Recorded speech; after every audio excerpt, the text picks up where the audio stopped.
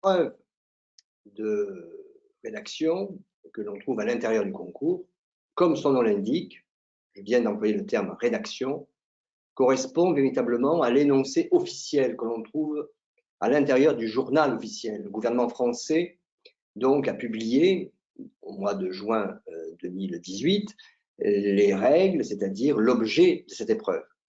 Et donc ce n'est pas une épreuve de culture générale. Il suffit de lire le texte officiel, épreuve de rédaction. Et le problème, il est là. La plupart des candidats confondent une épreuve de rédaction et une épreuve de culture générale. Je vous rappelle que l'épreuve dure 30 minutes.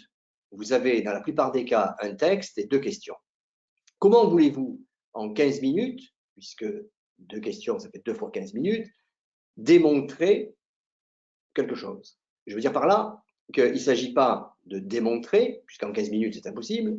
Il faut rédiger, c'est-à-dire reformuler. Et c'est là toute la particularité de cette épreuve, qui est unique dans son genre. Premièrement, vous perdez 0,25 points par faute d'orthographe. Je répète, 0,25 points par faute. Orthographe, grammaire, syntaxe. Donc, la notation peut fondre comme la neige au soleil.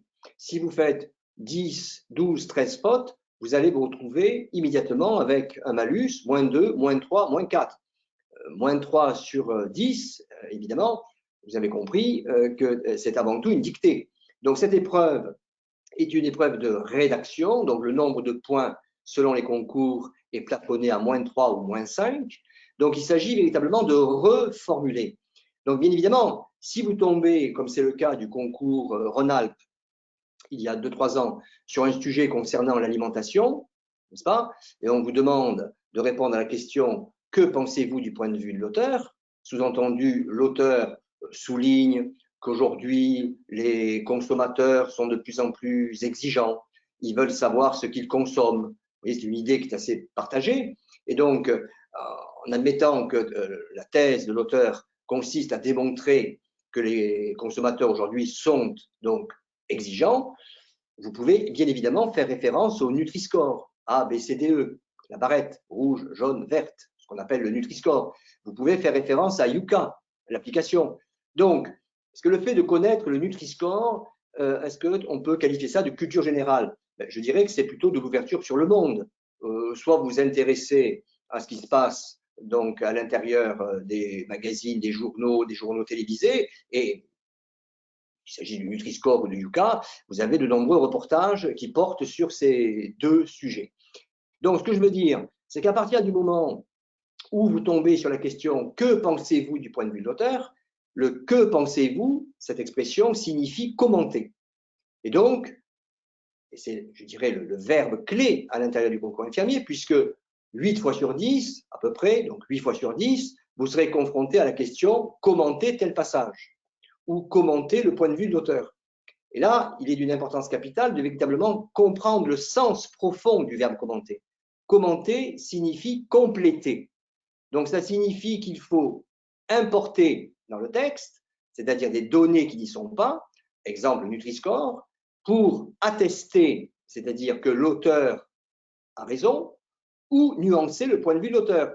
Puisque, en fait, au niveau du commentaire, vous avez soit un commentaire fusion-adhésion, c'est-à-dire que vous adhérez avec le point de vue de l'auteur, soit une copie où vous allez commenter en nuançant, sous-entendu, vous n'adhérez pas totalement à l'auteur. Donc, vous voyez qu'en fait, il y a deux types de commentaires, soit le commentaire adhésion, soit le commentaire nuance. Donc, en d'autres termes, commenter signifie que vous devez trouver une preuve, c'est-à-dire un élément qui ne figure pas dans le texte, et qui valide ou ne valide pas donc la thèse de l'auteur. Donc, la distinction entre le verbe commenter et le verbe expliquer, expliquer tel passage, expliquer et argumenter. Vous voyez que ces commandements, ces verbes, argumenter, expliquer, commenter, il faut véritablement en connaître le sens profond, puisque si par malheur vous expliquez alors qu'on vous demande de commenter, eh bien évidemment vous passez à côté. Donc, revenons à notre point de départ, la question donc de la rédaction. Cette épreuve est une épreuve donc non pas de culture générale où il faut connaître par cœur telle ou telle, évidemment, thématique. Alors, évidemment, il va de soi qu'il s'agisse de l'IVG, de la sécurité routière, des accidents domestiques. On va retrouver des thématiques que l'on rencontre dans n'importe quel ouvrage.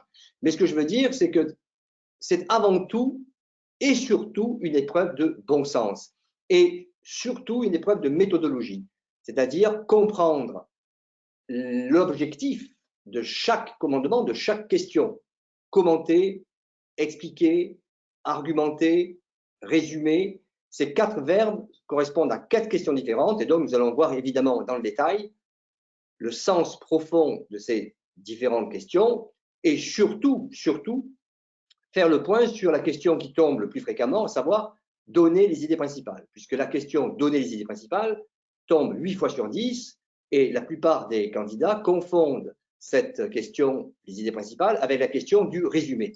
Un résumé, c'est une épreuve, si vous voulez, que l'on ne peut pas trouver au concours, dans la mesure où pour résumer un texte, il faut